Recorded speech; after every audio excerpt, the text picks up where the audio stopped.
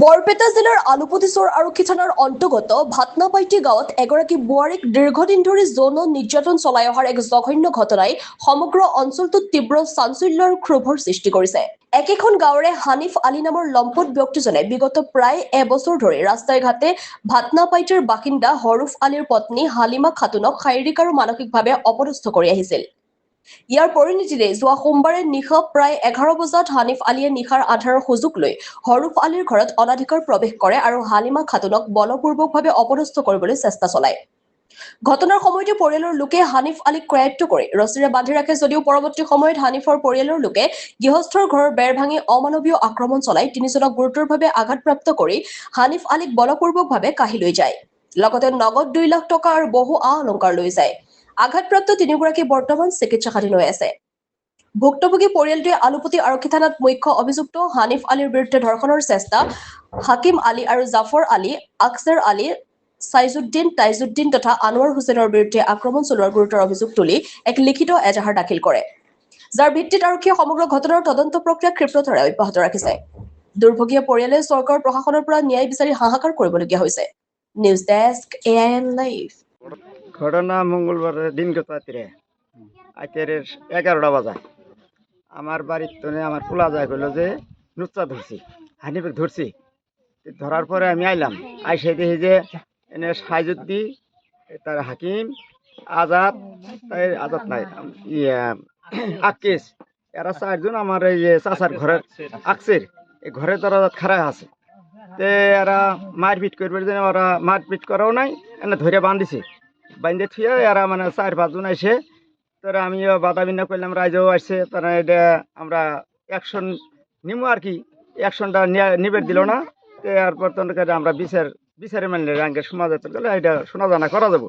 এরা মানে নাম মানল না, না মানা করে ঘর বাড়ি ভেঙে এই হানিব্যাগ নিয়ে গেল গা।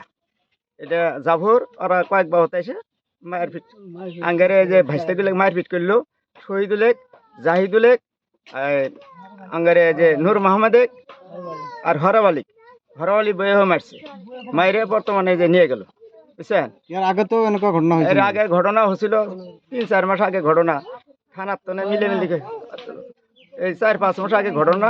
এই ঘটনাতে পরে এটা নিয়ে খুব আঙ্গারে ভাই বোটা বাইরে যেখানে যা আসি করে এই পাশে পাশে যায়, যেখানে গরু বান্ধবে উনি যায়, ধান নাই রে উনি থাকে।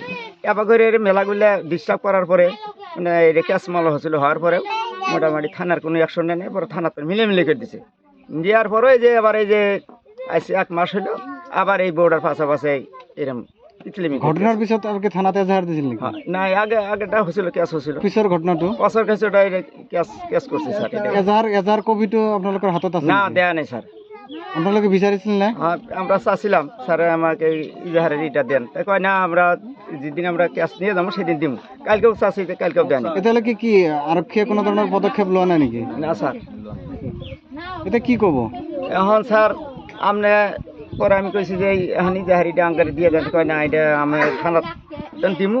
থানার আর ক্যাশটাও নিছে, চাচা মিছে আমাদের ক্যাশটা সত্য ঘটনা দিয়ে ক্যাশটা মানে নিচে হাতে নিচে, 2 পক্ষে পয়সা খায় ক্যাশটা মিলিমিলি করে। আমি তো স্যার এটা আমার কাছে শুদ্ধ আঙ্গারে ই জানাবো কথা, আমি কাল কয়ে দিচ্ছি বিচার জানাবো, শুদ্ধ বিচার জানাবো।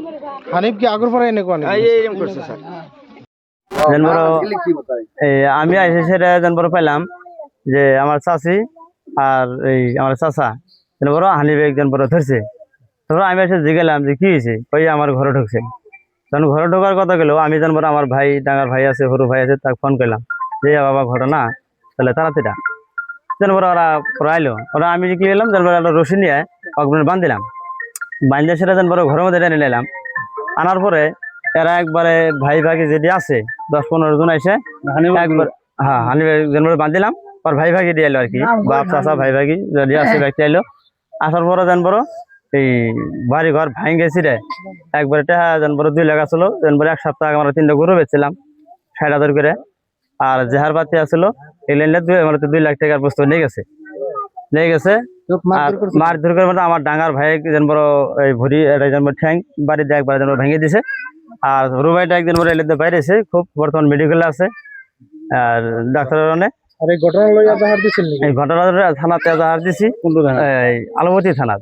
আলুপুর থানাতে কপিটা আছে না একটু আছে যেন বড় হ্যাঁ হ্যাঁ আর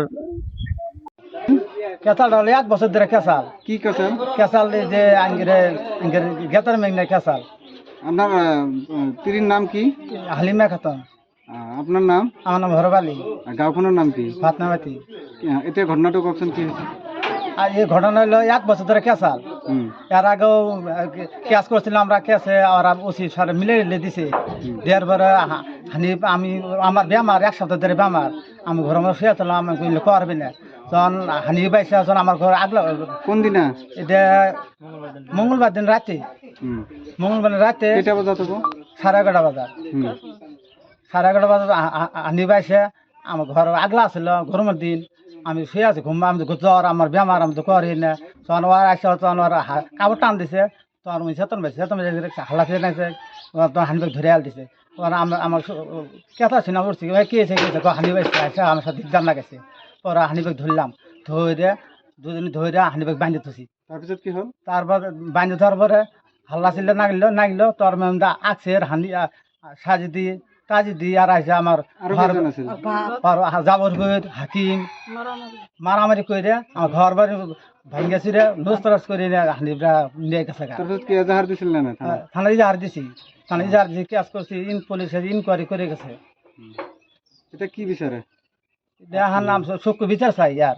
হানিফ কি আর আগর পরে এনেকুৱা কৰি আছে হানি ভাই আর আগে দিকদার করছে, মারামারি করছে আমার সাথে, আমার বউ চাইছে, আর ফেসবুকে ফটো চাইছে আমার, এটা আমি বিচার চাই।